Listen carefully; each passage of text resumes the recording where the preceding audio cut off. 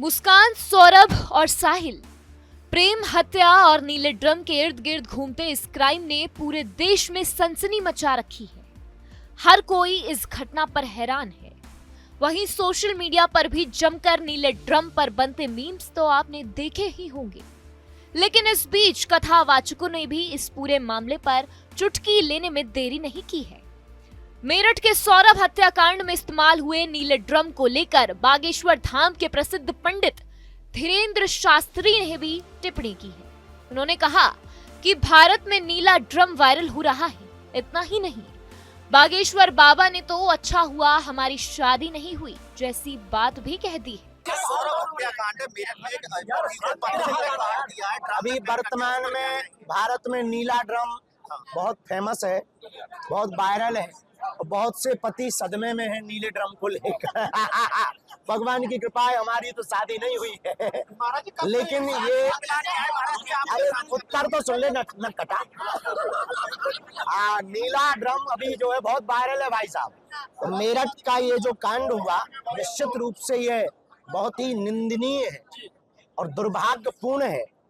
वर्तमान समाज में घटते हुए परिवार की व्यवस्था, पाश्चात्य संस्कृति का आगमन और लव के चक्कर में विवाहित पुरुष अथवा स्त्री पड़े हुए परिवारों को तलाक व परिवारों को मिटाने की साजिशों को पूर्ण करने। तो हम यही चाहते हैं कि अपने जीवन काल में एक ही एंट्री होनी चाहिए और ये संस्कारों की कमी है।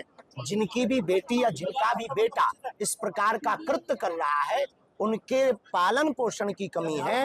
इसलिए संस्कारवान परिवार बनाने के लिए प्रत्येक भारतीयों को रामचरितमानस का आधार लेना आवश्यक है। वहीं दूसरी तरफ वृंदावन में गौरी गोपाल आश्रम चलाने वाले प्रसिद्ध कथावाचक अनिरुद्ध आचार्य ने भी इस मामले पर टिप्पणी करते हुए कहा कि आजकल ये भी धंधा बढ़िया है भैया। शादी करो और महीने भर बाद तलाक का केस डाल दो।